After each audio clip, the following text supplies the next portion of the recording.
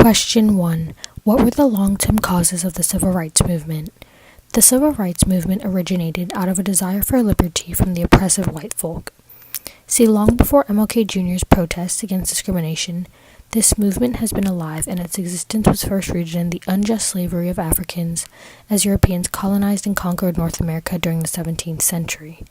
Europeans used enslaved Africans because they were cheap and there was an abundance of them. Plus, their non-Christian culture was perceived as uncivilized. As they settled in America and the Constitution was formed, they deemed black slaves of being worthy only 3/5 of a white person, and the majority of black slaves resided in the South. Not to mention, the Constitution gave states resounding power over education, transportation, voting, and law enforcement, which led to major jurisdictional clashes between the state and federal government. From this, the resentment from the black community slowly fostered towards these Caucasians. So fast-forwarding to the Civil War and Reconstruction, after the defeat of the South, the black population was given theoretically equality in 3 very important constitutional amendments: the 13th, abolishing slavery; the 14th, proclaiming black people citizens; and the 15th, stating black males were permitted to vote.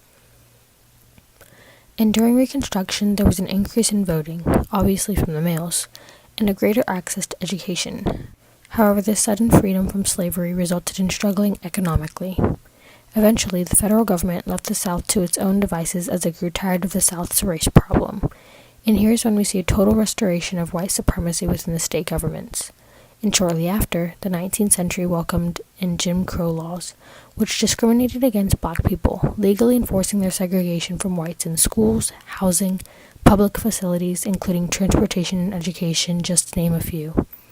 Despite the efforts of the Supreme Court case Plessy v. Ferguson in 1896, their separate but equal ruling deemed it not to go against the 14th Amendment and could not have been more wrong, as these separate race facilities were never equal. Segregation in the South was enshrined in state law, commonly known as de jure segregation, while segregation in the North was in fact commonly known as de facto segregation. This meant African Americans were certainly not safe in America because even in the North, they had little protection from the law, and the black community experienced frequent lynchings. So in the first half of the 20th century, the origins of the Civil Rights Movement were to be found in black inequality, individual activists, greater black consciousness, the labor movement, the New Deal, and the NAACP, along with 2 world wars.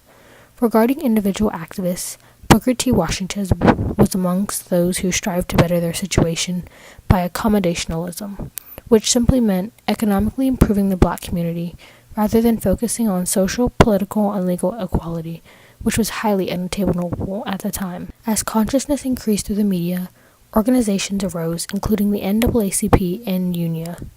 The NAACP actually helped to slowly but steadily erode Jim Crow laws. It ended the 1915 Grandfather Clause, established an equal salary for teachers in Maryland and Virginia, in addition to gaining equal opportunity for all races to have an equal quality of graduate education in 1938. Not to mention, the war helped to raise black consciousness while promoting activism. It also resulted in the bus boycotts of Harlem, the March on Washington, the formation of CORE, and an increased membership in the NAACP. And last but not least, FDR's New Deal even helped African Americans realize their power in voting. Short-term causes of the Civil Rights Movement. What was the main reason for mass activism that began in 1955? President Truman's sympathy, the legal work of the NAACP, and multiple Supreme Court rulings of the 1950s were the most paramount of numerous factors that led to the mass activism of 1955. The first trigger for the mass activism was the sympathy demonstrated by President Truman. In 1946, he established a liberal civil rights committee to investigate racial violence. Its report was called To Secure Those Rights. And in his 1947 and 1948 State of the Union addresses, he urged Congress to pass the civil rights legislation suggested by this Civil Rights Committee. Later on in 1948, the Fair Employment Board and Committee on Government Contract Compliance were passed, and these basically guaranteed fair employment in civil service and also threatened to withhold government contracts from employers who discriminated against black workers. Truman put the full moral weight of his presidency behind his struggle for civil rights. The 1946 committee warned Congress that the U.S. could not claim to lead the free world while black people in the U.S. weren't equal, considering the Cold War context.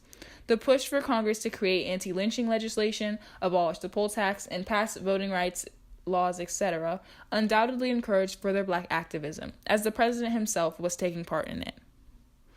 The NAACP's legal challenges to segregation, especially in the educational system, were vital in eroding Jim Crow laws and inspiring further black activism. In response to the work of NAACP lawyers against separate but equal in law courts, the Supreme Court made 3 civil rights decisions in 1950 that almost overturned Plessy v. Ferguson. It held that segregation on railway dining cars was illegal under the Interstate Commerce Act, and this was during the Henderson v. U.S. Supreme Court case. They also held that a black student could not be physically separated from white students in the University of Oklahoma, and this was during the McLaurin v. Oklahoma State Regents case.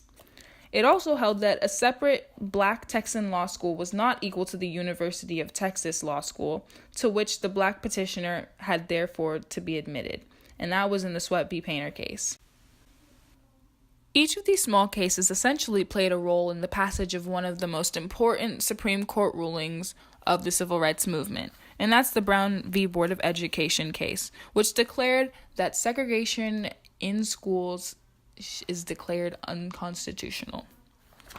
Brown v. Board was important because it inspired further activism, such as the Montgomery bus boycott, and it was the real start of the civil rights movement. Question 3. When did the civil rights movement begin? To answer this question, we must first look at the contributing factors. In fact, there are many, which is why many historians debate over when it actually began.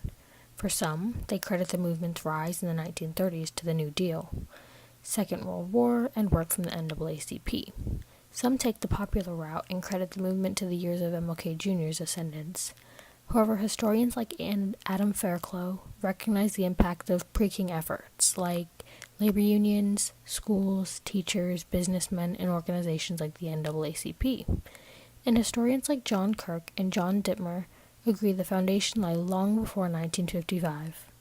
And while many date the start of the civil rights movement to the 1950s, they disagree over crucial events. Some, like Harvard Stickoff, credit one event like the Brown decision to the start of the struggle, while some, like Michael Klarman and David Garrow, completely disregard the notion.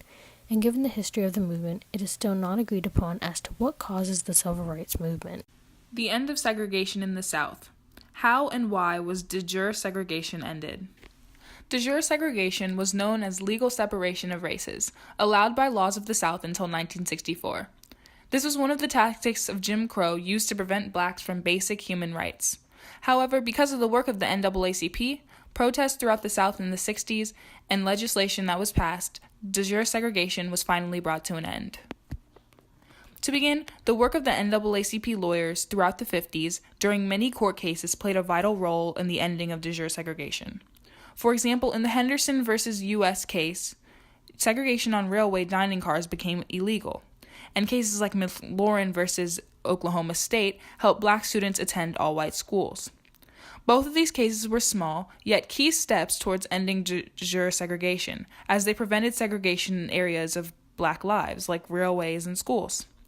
These 2 cases also eventually led to the NAACP court victory of Brown v. Board, when segregation in school was seen as unconstitutional and psychologically damaging to black students by Chief Justice Earl Warren.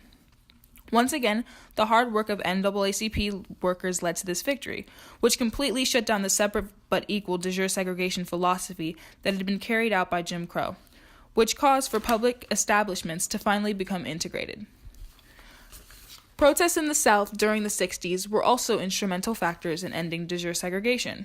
For example, during the March on Washington, the demonstrators were seeking passage of the Civil Rights Bill and an increase in black employment opportunities. In Birmingham, the campaigns there aimed to end segregation and unequal employment in Alabama, while the voters' rights campaign in Selma aimed for the voting rights of blacks. All 3 campaigns demonstrated unity at a mass scale between and within races, black and white. This in turn led to federal acknowledgement of all events and great publicity, which stimulated the creation of the civil rights legislation. The March on Washington and Birmingham campaigns were key factors in the passing of the civil rights legislation, like the Civil Rights Act of 1964, while Selma did the same for the Voting Rights Act of 1965, two pieces of legislation which aided in the end of de jure segregation, as will be discussed next. Evidently, these protests eventually led to the passing of legislation that completely brought an end to de jure segregation. Lastly, the legislation finally passed in the 60s brought a complete end to de jure segregation in the United States. First, the prominent Civil Rights Act of 1964 and its failed predecessors, Eisenhower's Civil Rights Bills, ended segregation and banned employment discrimination on the basis of sex, race, or religion. Defining Louisiana's separate but equal law constitutional. The Plessy decision set the precedent that separate facilities for whites and blacks were constitutional as long as they were equal.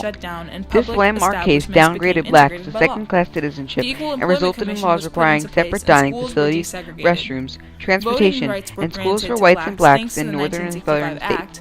Because the largest limiting factors were abolished, therefore more blacks began voting. The bill essentially filled in the gaps that the Civil Rights Act didn't cover. De jure segregation was finally brought to an end, and blacks got back their rights.